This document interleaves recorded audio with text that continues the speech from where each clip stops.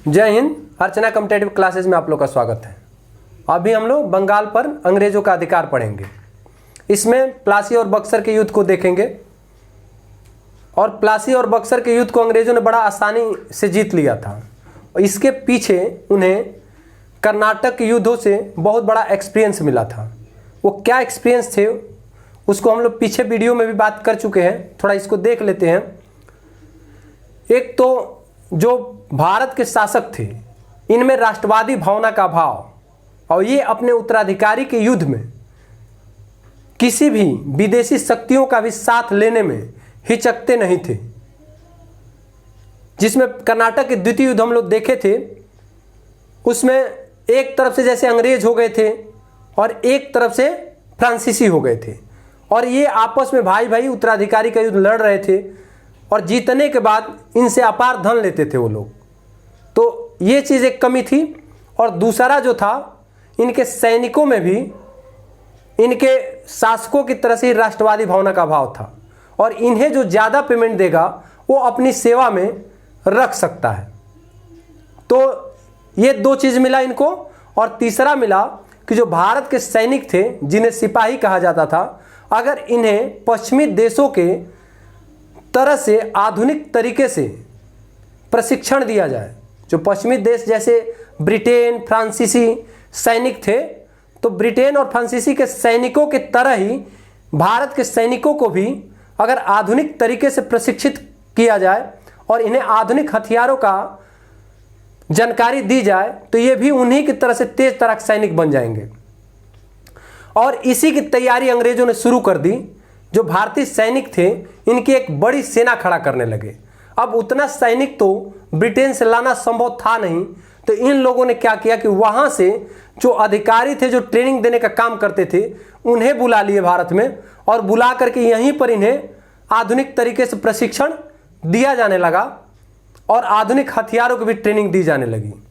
और इसी सेना के बदौलत ये लोग भारत के क्षेत्र प्लस जो इसके भारत के क्षेत्र और प्लस इसके जितने भी साधन थे संसाधन थे उनको अपने अधिकार में करना चाह रहे थे।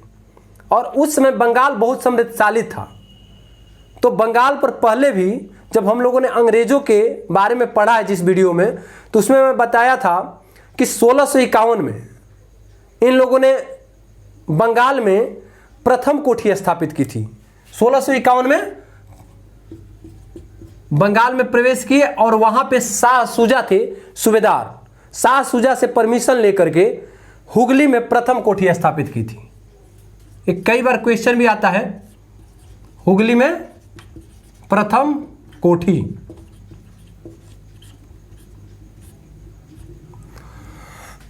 ब्रिजमैन के नेतृत्व में किए थे, ब्रिजमैन के नेतृत्व में कर लिए थे। और 1651 में ही एक ग्रेवियन बांटम नामक चिकित्सक था जो कि शाह शुजा के दरबारी था और वहाँ राज दरबार की एक महिला को एक बीमारी ठीक किया और करने के एवज में 3000 रुपये के बदले कंपनी को बिहार बंगाल और उड़ीसा की दीवानी मिल गई। और 1698 में अजीम उस शान जो औरंगजेब का नाती था पौत्र था और उसने 3 गांव की जमींदारी दे दी थी, सुतानती कालीकता जिसे कालीघाट भी बोलते हैं और गोविंदपुर। और उसके एवज में उन गांवों के मालिकों को 1200 रुपये देने थे। और उसके बाद 1717 में जो घृणित कार था फर्रुख सियर द्वारा शाही फरमान जारी किया गया था, जब एक सर्जन हैमिल्टन द्वारा इसके दर्दनाक बीमारी को छुड़ाया गया था। उसमें मैं बताया था कि 3000 रुपये के बदले बंगाल में फ्री व्यापार का छूट मिल गया था और 10,000 के बदले सूरत में, और इसके सिक्के जो थे पूरे मुगल साम्राज्य में चलाने का गया। तो वो छूट जो मिला था 3000 रुपये के बदले, तो अब इसके बदौलत ये लोग क्या कर रहे थे कि अपना पास जो सेक्शन थे जो इनको कंपनी को मिला हुआ था कि कंपनी व्यापार कर सकती है, अब कंपनी अपना पास भी जारी करती थी उसी के आधार पर जो छूट मिला हुआ था। लेकिन कंपनी के कर्मचारियों को यह छूट नहीं मिला हुआ था और नहीं भारतीय व्यापारियों को छूट मिला हुआ था। लेकिन जो कर्मचारी थे इस पास का या दस्तक का दुरुपयोग कर रहे थे और दुरुपयोग कर रहे थे, प्लस इसका भ्रष्टाचारी इससे फैला रहे थे, जो यहाँ के भी जो व्यापारी थे भारतीय, इनको भी बिक्री कर देते थे कम पैसे में। अब इस चीज का विरोध जो बंगाल के नवाब थे मुर्शिद कुली खां से लेकर के अलीवर्दी खां प्लस इसके बाद वाले भी शासक किए। तो इसको हम लोग थोड़ा देखते हैं कि कौन कौन से बंगाल के शासक थे और उन लोगों ने क्या क्या किया। ठीक है, तो बंगाल के शासक जो थे मुर्शिद कुली खां, मुर्शिद कुली खां को 1700 में औरंगजेब ने, कौन, औरंगजेब, बंगाल का दीवान बना दिया। तो पहला मुर्शिद खान क्या बने, दीवान, और 1700 से लेकर के 1717 तक रहे दीवान रहे, और 1717 से में इनको क्या बना दिया गया, सूबेदार, बंगाल का सूबेदार, जिसे नवाब भी बोलते थे। ठीक है, नवाब बोला जाता था। तो सूबेदार बना दिया गया। 1717 से लेकर के 27 तक ये सूबेदार रहे। इन्हें कौन बनाया था सूबेदार, घृणित कायर जिसे बोलते थे फर्रुखसियर।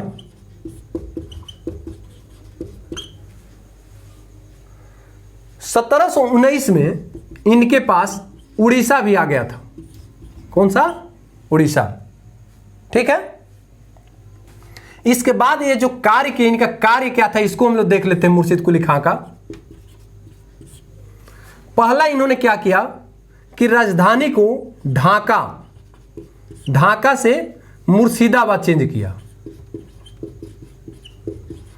बंगाल की राजधानी ढाका से मुर्शिदाबाद। उस समय ढाका आपका अभी का जो बांग्लादेश की राजधानी है वही ढाका है। उस समय ये एक साथ था। बंगाल में ये बांग्लादेश भी आ जाता था। ठीक है, बांग्लादेश प्लस उड़ीसा, बिहार, झारखंड, ये सब आता था।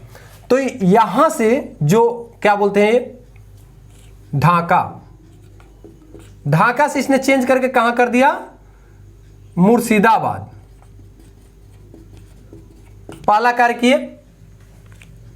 इसके बाद से इन्हीं के समय में आप देखेंगे तो 3 जमींदारों का विद्रोह हुआ था, जिसमें उदित नारायण और सीताराम राय करके 2 भाई थे। ये लोग विरोध किए थे पहला, और दूसरा जो थे सुजात खान, तीसरा निजात खान। ऐसे विद्रोह भी हुए थे इसके समय में। और इसने क्या क्या था कि भूमि बंदोबस्त में इजारेदारी प्रथा लाया। इजारेदारी प्रथा। अब इजारेदारी प्रथा क्या होता था, यह भूमि को ठेके पे लगाना, जमीन को ठेके पे लगाना।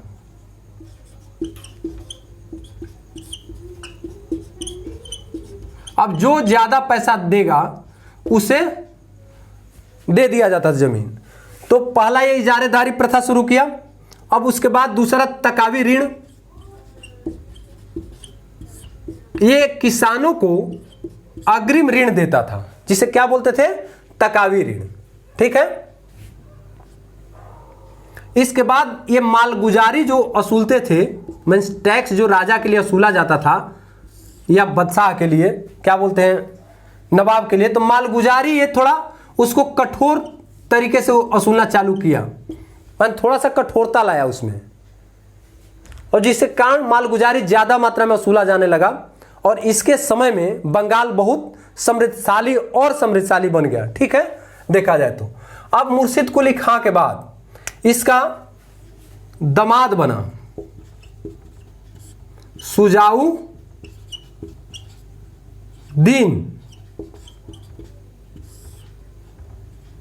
इसकी मृत्यु के बाद सुजाउद्दीन बना यहां का बंगाल का नवाब। 1719 से लेकर के 29 होगा ना,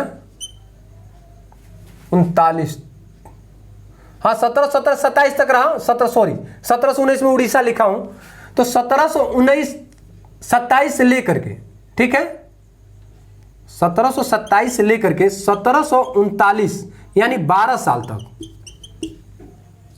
सुजाउद्दीन रहा। और 1733 में इसके पास बिहार आ गया था, बिहार, और जिसका नायब सूबेदार नायब सूबेदार किसे बनाया गया था? बना दिया ये अलीवर्दी खां। अलीवर्दी खां को नायब सूबेदार बिहार का बना दिया। 1739 में के बाद इसका जो उत्तराधिकारी बना, इसका पुत्र सरफराज, समझ में आ रहा है आप लोग को? मुर्शिद को लिखा, इसका दामाद सुजाउद्दीन, उसका पुत्र सरफराज खां। ये 1739 से लेकर के और 40 तक रहा, ठीक है। और 40 में ही 1740 में गिरिया का युद्ध हुआ। गिरिया का युद्ध किसके किसके बीच हुआ? अलीवर्दी खां और सरफराज खां, इन दोनों लोगों के बीच में, जिसमें अलीवर्दी खां गिरा गिरा के मारा और इसके मार डाला, और उसके बाद अलीवर्दी खां बन गया यहां का सूबेदार, ठीक है। तो अब देखते हैं, ये तो क्लियर है।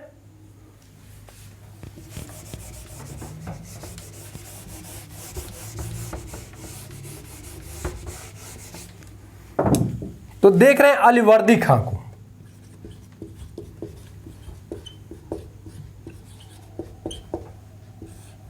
अब अलीवर्दी खां 1740 से लेकर के और 1756 तक रहा।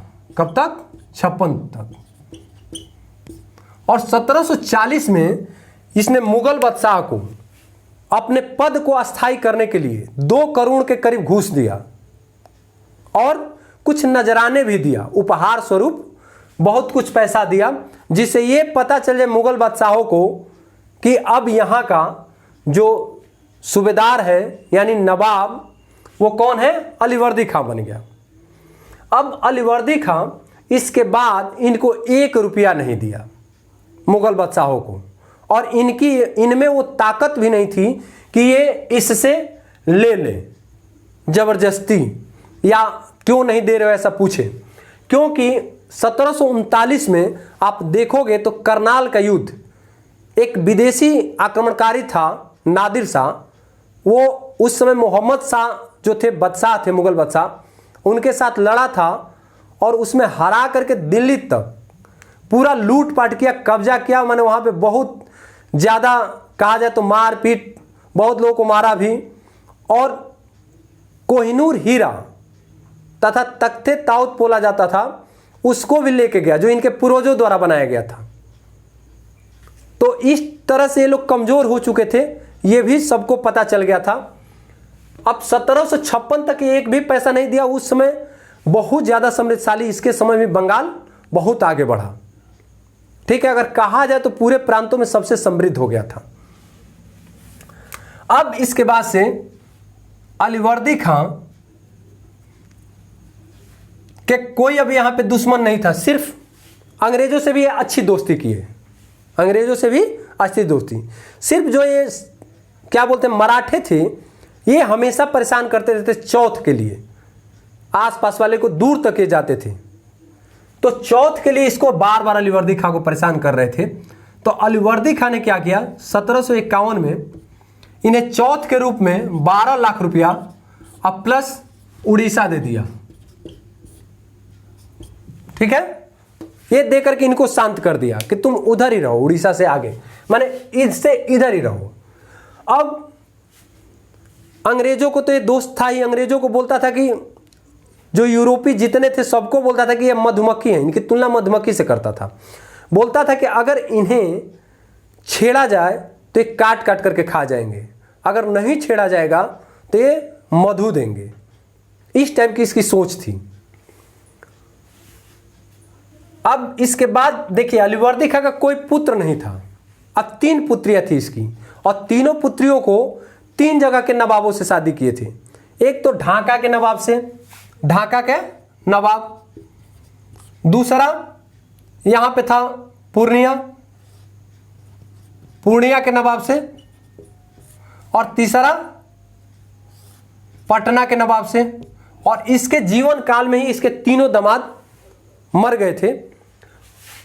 और जो पटना में था, पटना वाली का लड़का था जिसका नाम था सिराजुद्दौला, सिराजुद्दौला। सिराजुद्दौला को मरने से पहले ही अपना उत्तराधिकारी घोषित कर दिया था। अब उत्तराधिकारी जब अपना घोषित कर दिया सिराजुद्दौला को, तो यह तो कन्फर्म है कि अब ये ढाका वाले जो है इनमें उत्तराधिकारी का भी कोई रूल तो था नहीं। इनके जो रिश्तेदार थे या इनके भाई थे, अब इनके उत्तराधिकारी का ये था कि जिसके तलवार में दम होगा वही उत्तराधिकारी बनेगा। तो इनके रिश्तेदार भी उत्तराधिकारी के लिए लड़ते थे, इनके लड़के भी लड़ते थे आपस में। इस चीज़ को हम लोग देख ही चुके हैं। तो नवाब जो ढाका की थी, इसका लड़की, उसका नाम था घसीटी बेगम। घसीटी बेगम। अब प्लस जो पूर्णिया का नवाब का लड़का था, उसका नाम था शौकत जंग। अब इनको अंग्रेज चढ़ाते थे, ठीक है, कि तुम लोगों को उत्तराधिकारी बनना चाहिए था। तो अंग्रेज ये 3 इसके दुश्मन हो गए, 1, 2 और 3। सिराजुद्दौला के 3 दुश्मन हो गए और ये जान रहे थे कि अंग्रेज हमारे मेन दुश्मन है। तो इसने सबसे पहले सोचा कि इन्हें तो ठिकाने लगाया जाए। तो शौकत जंग को इसको मनिहारी के युद्ध में हरा करके मार डाला। मनिहारी का युद्ध में इसे हरा करके मार डाला। अब इसके पास घसीटी बेगम थी, तो घसीटी बेगम ऑलरेडी स्वीकार कर चुकी थी अंग्रेजों का एक तरह से अधीनता, माने उसके अधिकार में आ गई थी। और अंग्रेज जो थे, सिराजुद्दौला बोलता था कि मुर्शिद कुली खां या अलीवर्दी खां के समय से जो टैक्स आप लोग देते थे उस समय, वो हमें दीजिए। लेकिन ये टैक्स देने पे एकदम तैयार नहीं थे और बार बार ये कहते थे कि हमें 3000 रुपया के बदौलत जो फर्रुख सियर है उसने बंगाल में फ्री व्यापार का अधिकार दिया है, इसीलिए देखिए प्रमाण पत्र, और हम लोग पूरे पास भी हमारे से पास में है। और ये क्या फिर गलती किए कि कलकत्ता में जो सामान निर्यात के लिए बाहर जाता था उस पर इन लोगों ने टैक्स लगा दिया। अब ये सब चीज़ें सिराजुद्दौला को पता चला। प्लस उस समय 1756 में यूरोप में सप्तवर्षीय युद्ध शुरू हो गया। और मैं बताया था कि सप्तवर्षीय युद्ध, चाहे कोई भी युद्ध अगर यूरोप में शुरू होता था, अगर ब्रिटेन या फ्रांस दोनों लड़ते थे, या तो इनके विश्व में, या कोई भी देश आपस में यूरोप के लड़ते थे, तो अगर विश्व में जहां भी इनकी कंपनियां रहती थी या व्यापार उपनिवेश कायम था, वहां भी ऑटोमेटिक वहां पर भी युद्ध चालू हो जाता था। तो कन्फर्म ही है कि अगर घर में लड़ाई होगा तो बाहर भी अगर वहां के लोग रहेंगे तो लड़ाई होना ही है। तो 1756 में वहां पे सप्तवर्षीय युद्ध चल रही थी और जिसकी लहर भारत तक आ गई। और भारत में फ्रांसीसी और फिर ब्रिटेन वाले, ये दोनों लोग अपने अपने जो किले थे या व्यापारिक कोठियाँ थी, इन पर सैनिकों की संख्या बढ़ाने लगे और प्लस किलाबंदी करने लगे।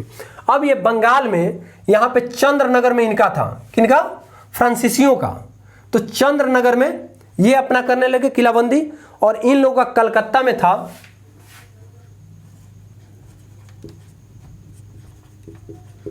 जिसे फोर्ट विलियम बोलते हैं, फोर्ट विलियम। तो ये लोग फोर्ट विलियम का भी घेराव करने लगे चारों तरफ से, ठीक है। और ये लोग चंद्रनगर का करने लगे। अब ये चीज़ पता चला सिराजुद्दौला को, तो नया लड़का था और यह सही भी है कि कोई भी नवाब है, यहाँ का मुख्य शासक है, उससे बिना पूछे और ये लोग ऐसा कार्य कर रहे थे। तो बोला कि तुम लोग व्यापारी हो, यहाँ व्यापार करने आए हो और तुम लोग अपने किले का घेराबंदी करना शुरू कर दिए, ऊपर से हथियार भी ऊपर रखने लगे। मेरे से एक बार आप लोगों ने नहीं पूछा। तो ये बोले कि हम ही थोड़ी कर रहे हैं। क्या बोले अंग्रेज? हम ही थोड़ी कर रहे हैं, वो फ्रांसीसी भी कर रहे हैं, फ्रांसीसियों को भी मना करिए। तो ये गया, फ्रांसीसियों को मना किया, वो मान गए।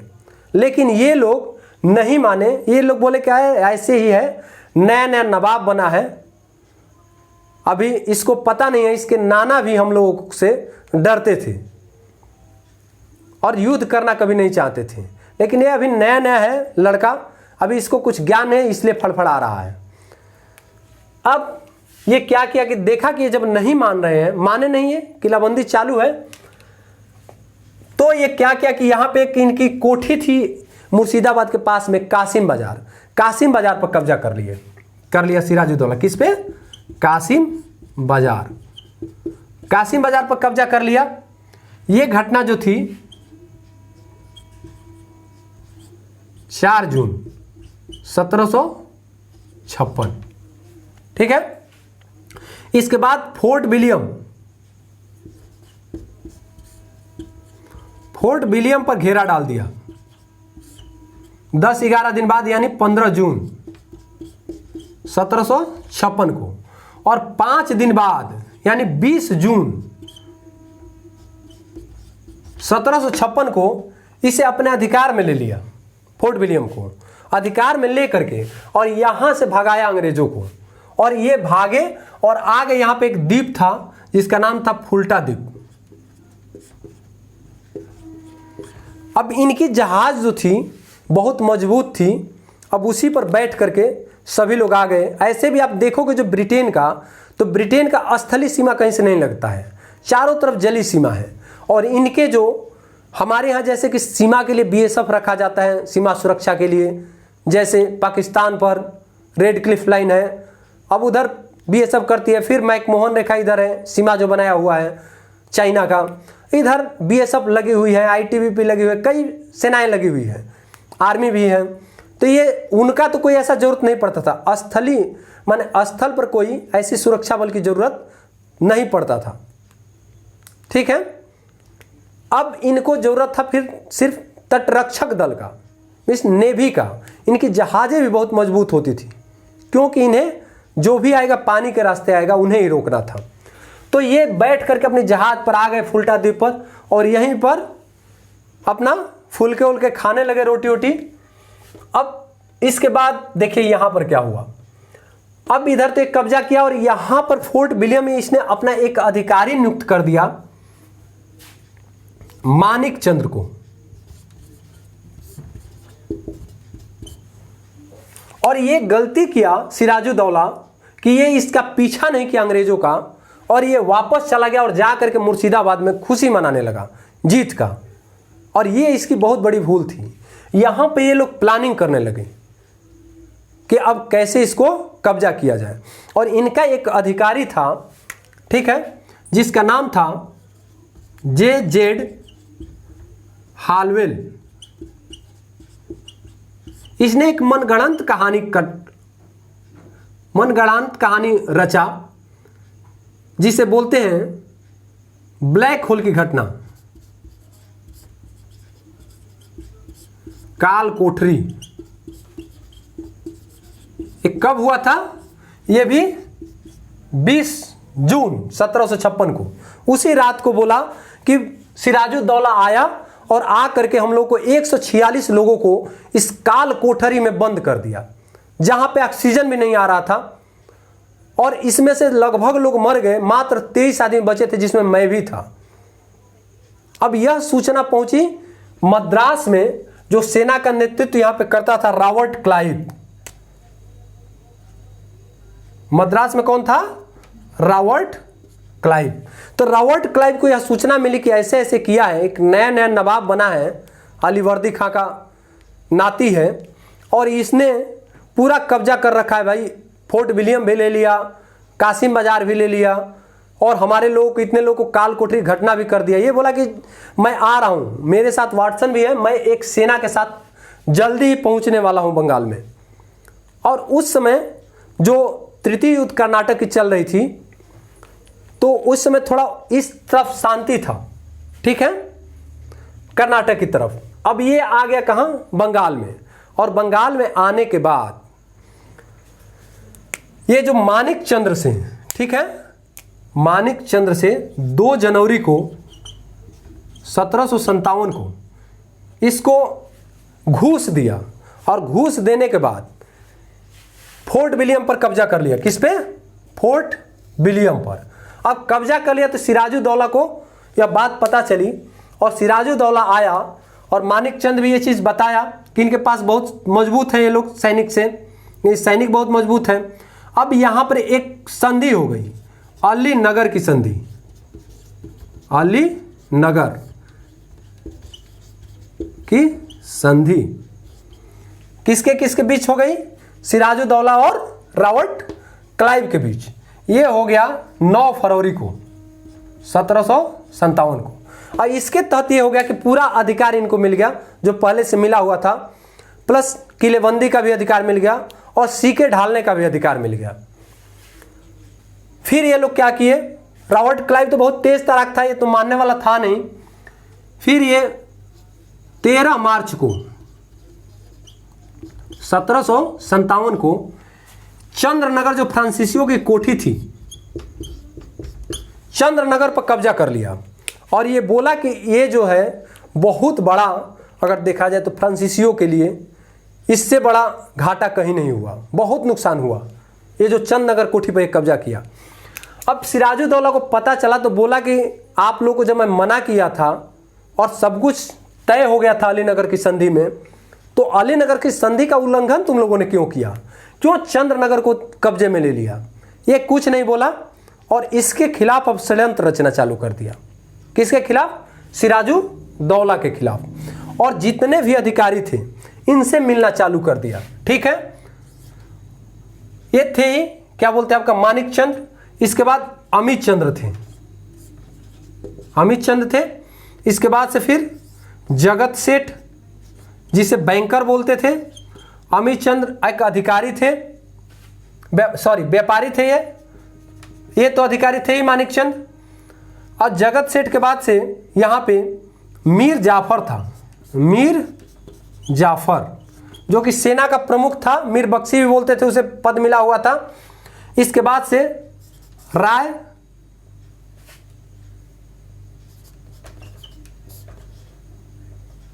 दुर्लभ, ये भी एक सेना के अधिकारी थे। उसके बाद से यार लतीफ थे, जो कि पहले से ही इन लोग सिराजुद्दौला से लोग नाराज चलते थे। ठीक है, यार लतीफ हो गए, मीर जाफर, जगत सेठ, अमित चंद्र। ठीक है, राय दुर्लभ हो ही गए। और इसके बाद खादिम खान, खादिम खान के पास बहुत बड़ी सेना का ये कमांड कर रहे थे। तो ये जितने लोग थे, ठीक है, इनसे षड्यंत्र चलने लगा। किसका? रॉबर्ट क्लाइव का।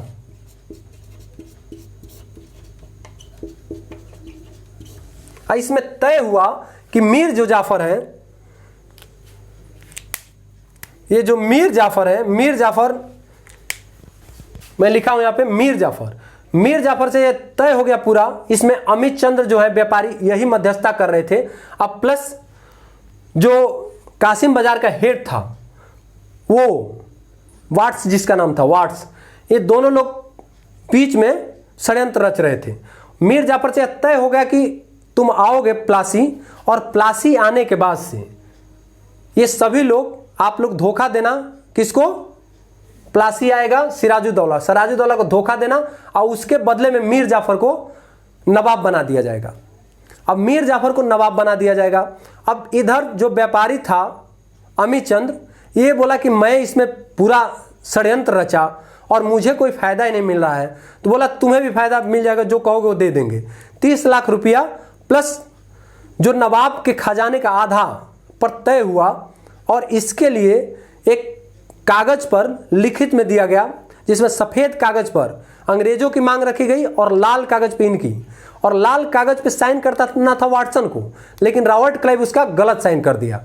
और इस तरह से धोखे पर पहली नींव रखी गई। नींव का अगर कहा जाए तो पहला ईंट रखा गया और मार दिए कुछ समय बाद अमित चंद्र को। और इस तरह से आया प्लासी के मैदान में,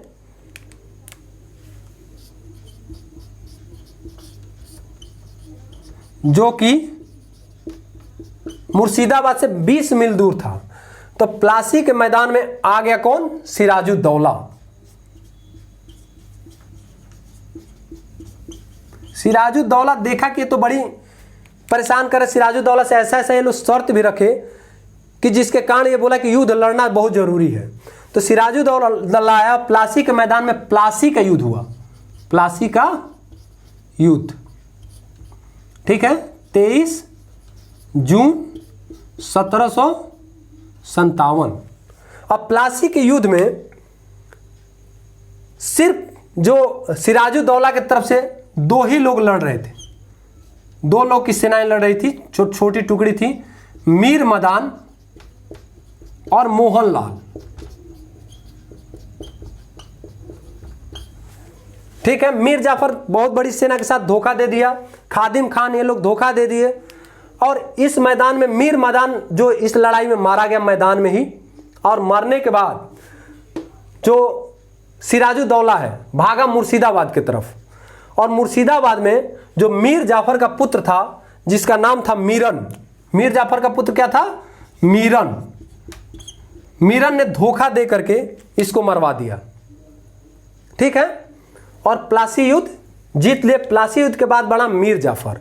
तो इसको हम लोग देखते हैं कि मीर जाफर अब इसके बाद बना। ये तो क्लियर है ना कि कैसे कैसे युद्ध हुआ, कैसे षड्यंत्र रचे और कैसे मीर जाफर ने जीत लिया।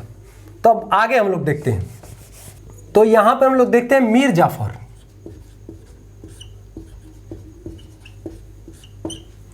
अब मीर जाफर बना दिया गया।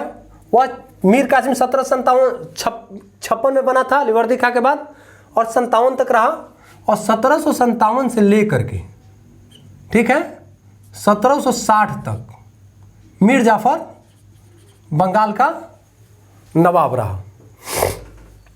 1757 की जब प्लासी का युद्ध जीत लिए तो इसके बाद अंग्रेजों ने क्या किया, वहां पे ब्रिटिश गवर्नमेंट ने यहां पे रॉबर्ट क्लाइव को बोला कि इसने ही पहली जीत दिलाई है और इसे ही बंगाल का गवर्नर बना दिया जाए। रॉबर्ट क्लाइव बंगाल का प्रथम गवर्नर बना।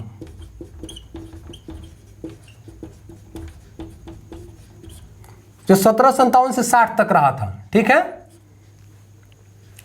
अब रॉबर्ट क्लाइव आ गया, और मीर जाफर से बनने के बाद से इतना ज़्यादा पैसा कंपनी ने लिया, रॉबर्ट क्लाइव को भी बहुत ज़्यादा मिला पैसा, वाटसन को भी मिला, प्लस कंपनी भी इससे पैसा ली। इसके बाद हमेशा पैसे का डिमांड करती रही। एक तरह से इसको भी लगने लगा कि मैंने देश के साथ गद्दारी की है, देश के साथ गद्दारी की है, और इसका धीरे धीरे खजाना जो शाही खजाना था खाली हो गया, और अब उसके हिसाब से लोग जो डिमांड बढ़ाते जा रहे थे देने में असमर्थ था। और इधर रॉबर्ट क्लाइव को 1760 में ब्रिटेन ने माने ब्रिटेन की सरकार ने वापस बुला लिया। अब ये चला गया तो इसके जगह पे आ गया हालवेल, अस्थायी गवर्नर बना। इसके बाद से बेंसी टार्ट बने, बेंसी टार्ट, जिनके समय में बक्सर की युद्ध हुई थी। तो बेंसी टार्ट को जब गवर्नर बनाया गया तो इन लोगों ने क्या किया कि मीर जाफर को बदल दिया। मीर जाफर को बोला कि आप हटिए यहाँ से, अपना पद छोड़िए, तुम पैसा ज़्यादा नहीं दे पा रहे हो। तो इसके दामाद को बनाया मीर कासिम, जो कि 1760 से लेकर के और 63 तक रहा। ठीक है,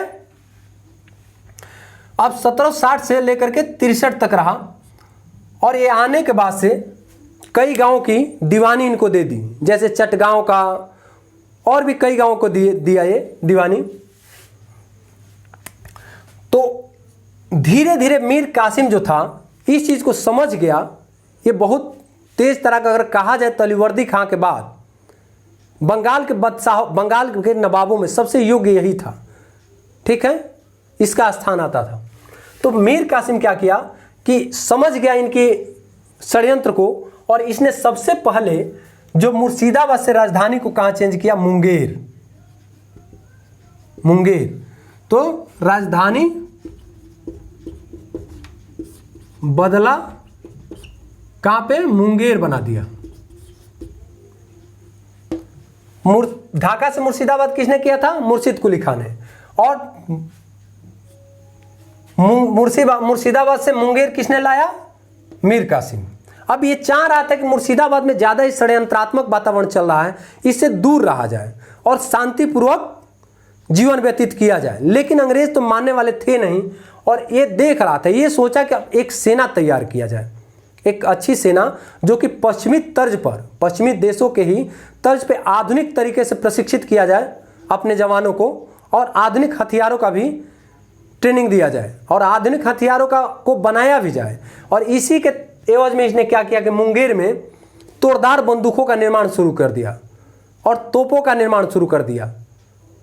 और उसके बाद से यहां पे एक जर्मनी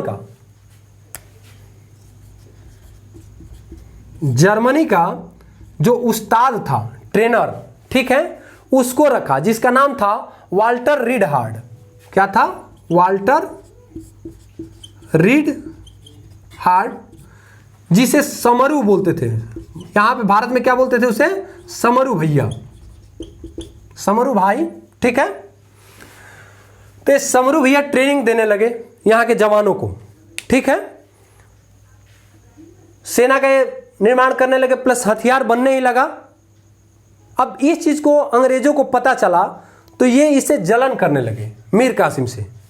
और पटना में जो इनकी वहां पे फैक्ट्री थी, उसका जो हेड था उसने पूरे पटना पर अधिकार कर लिया। अब पटना पर जब अधिकार किया तो इन्होंने क्या किया, फिर मीर कासिम ने पटना को फिर जीत लिया। और जीतने के बाद जितने भी अंग्रेज अधिकारी थे इन्हें बंद कर दिया, बंदी बना लिया। अब इसके बाद अंग्रेजों ने क्या किया, अंग्रेजों को जब यह पता चला तो इसको पहले हटा दिए नवाब के पद से और फिर मीर जाफर को बना दिए। किसको? मीर जाफर दोबारा बन गया, ठीक है। 1763 से लेकर के 65 तक रहा और 65 में इसकी मृत्यु हो गई थी। तो मीर जाफर आ गया और मीर जाफर के ही नेतृत्व में, अगर देखा जाए मीर जाफर ही नवाब था तब बक्सर की युद्ध लड़ी गई थी।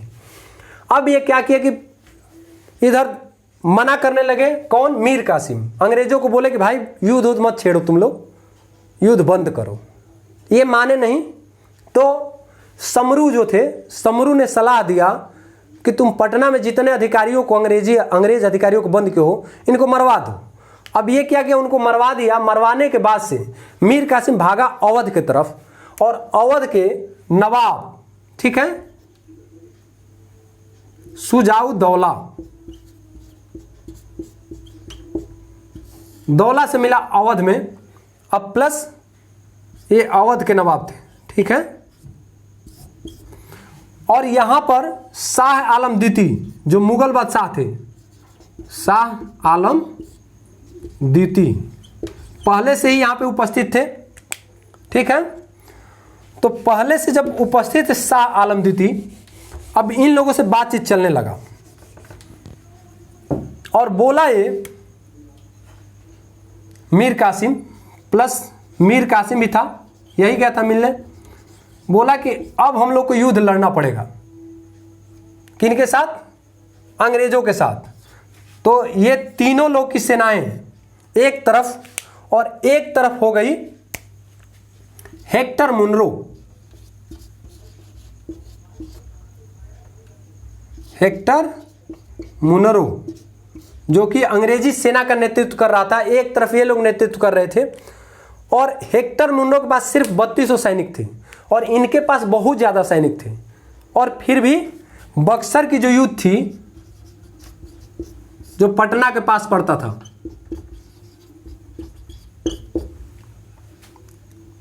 बक्सर का युद्ध, ठीक है, 22 अक्टूबर 1764 की युद्ध में हेक्टर मुनरो जीत गया। और इसमें एक अनुशासित और एक अच्छा प्रशिक्षित सेना का ही देन था कि यह युद्ध जीत गया कम सेना के साथ भी। और इसमें किसी भी प्रकार का धोखा नहीं था बक्सर के युद्ध में। और एक तरह से यह सिद्ध हो गया कि अंग्रेज सैनिक जो है बहुत ही अच्छा प्रशिक्षित और बहुत डिसिप्लिन में है और ये बहुत शक्तिशाली है। अब बड़ी बड़ी ये शक्ति थी ना, सिराजुद्दौला, शाह आलम द्वितीय। अब एक तरह से अंग्रेजों का पूरे देखा जाए तो अधिकार हो गया। अब धीरे धीरे पूरे भारत पे अधिकार कर लेंगे। अब बक्सर की युद्ध जीत लिए और जीतने के बाद से ये जो मीर कासिम था ये भाग गया दिल्ली की तरफ और 1777 में इसकी मृत्यु हो गई वहीं पर। और ये दो लोग जो थे, शुजाउद्दौला और शाह आलम द्वितीय, ये आत्मसमर्पण कर दिए और 1765 में 64 में आत्मसमर्पण किया युद्ध में। और 1764 के बाद 65 में आ गया रॉबर्ट क्लाइव। फिर कौन आ गया?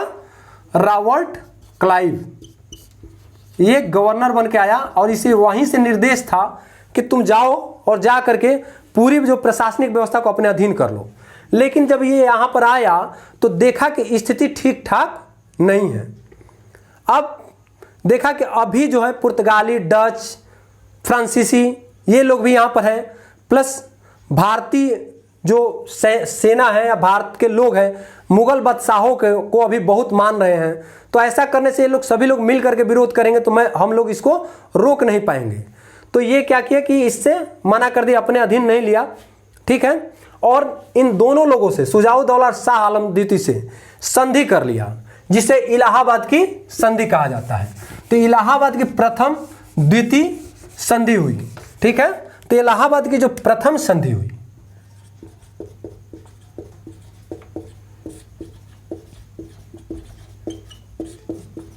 और यहां पे जो नवाब था, नवाब जो मीर जाफर के पुत्र को बना दिया गया था, इसके पुत्र को 1765 से 66 तक रहे, जिनका नाम था नजमू दौला। 1765 से 66 तक रहे, ठीक है। अब इलाहाबाद की प्रथम संधि हुई, इसमें नजमू दौला भी था मीडिएटर, ठीक है। और नजमू दौला था, और इसके बाद से अब ये तय हुआ शाह आलम द्वितीय के साथ हुआ, ठीक है।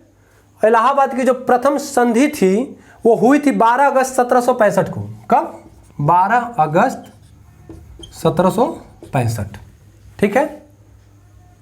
तो इसमें तय हुआ कि जो मुगल बादशाह थे ये बंगाल, बिहार और उड़ीसा का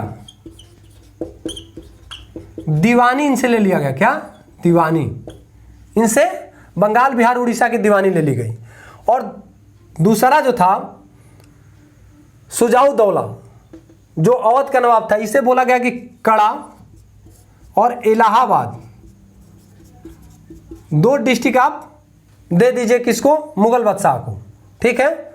और तीसरा जो तय किया गया कि इन्हें 26 लाख रुपया पेंशन के रूप में दिया जाएगा अंग्रेजों के द्वारा, 26 लाख पेंशन, और ये इलाहाबाद में ही इनके अधीन रहने लगे। और इसके बाद इनसे जो उत्तरी सरकार था, उत्तरी सरकार का भी, उत्तरी सरकार ये वाला हिस्से का भी ले लिया गया दीवानी, एक तरह से कि इसका भी टैक्स अंग्रेज वसूलेंगे। ये था इलाहाबाद की प्रथम। अब इलाहाबाद की, ठीक है, द्वितीय युद्ध देखते हैं कि द्वितीय जो संधि है ये किसके साथ हुआ। तो इलाहाबाद की द्वितीय संधि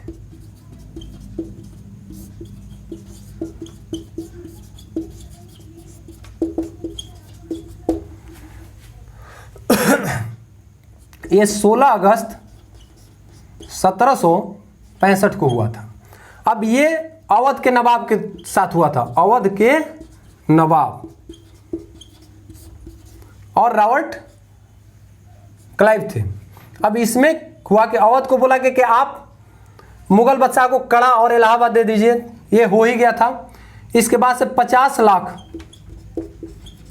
आप देंगे इस युद्ध के एवज में, ठीक है। इसके बाद आपके अवध में अंग्रेजी सैनिक रहेंगे और यही वहां पर उनका सुरक्षा करेंगे, उनको खर्च आपको देना पड़ेगा। अब एक तरह से ये चाह रहे थे कि जो मराठों द्वारा आक्रमण किया जा रहा है तो जो अवध राज्य है इसे मध्यस्थ राज्य बना दिया जाए, ठीक है। तो मध्यस्थ राज्य के रूप में कायम कर दिए। यही था हम लोग का क्या, प्लासी और बक्सर। मुझे आशा है कि आप लोग को अच्छा समझ में आया होगा, लेकिन एक बार और इनके नवाबों को हम लोग देख लेते हैं, ठीक है। अब इसके बाद द्वैध शासन चालू हो गया था, ये लो रॉबर्ट क्लाइव द्वारा शुरू कर दिया गया था। तो इसको देख लेते हैं, इनके बादशाह जो है उनको, बादशाह का नाम नवाब। पहला कौन था? मुर्शिद कुली खां, ठीक है। इसका दामाद बना सुजाउद्दीन, इसका पुत्र सरफराज, इसके बाद से अलीवर्दी खां, ठीक है, इनके परिवार से नहीं था। अलीवर्दी खां का फिर बना पुत्री का पुत्र दौहित्र, सिराजू दौला, इनका क्रम में लिखवा ही दिया हूं समय। और सिराजू दौला के बाद जो आया था मीर जाफर धोखेबाज, और मीर जाफर के बाद आया था मीर कासिम, इसका दामाद था, दामाद, ठीक है। और मीर कासिम के बाद फिर आ गया मीर जाफर, और मीर जाफर का पुत्र नजामू दौला। तो क्लियर है, और मुझे आशा है कि आप लोग को अच्छा समझ में आया होगा। मुर्शिद कुली खां चेंज किया था राजधानी, फिर मीर कासिम चेंज किए थे, ये क्लियर है, रखिएगा याद, थोड़ा आता है परीक्षा में। और सभी मुझे आशा है कि आप लोग को अच्छा समझ में आ गया होगा। धन्यवाद।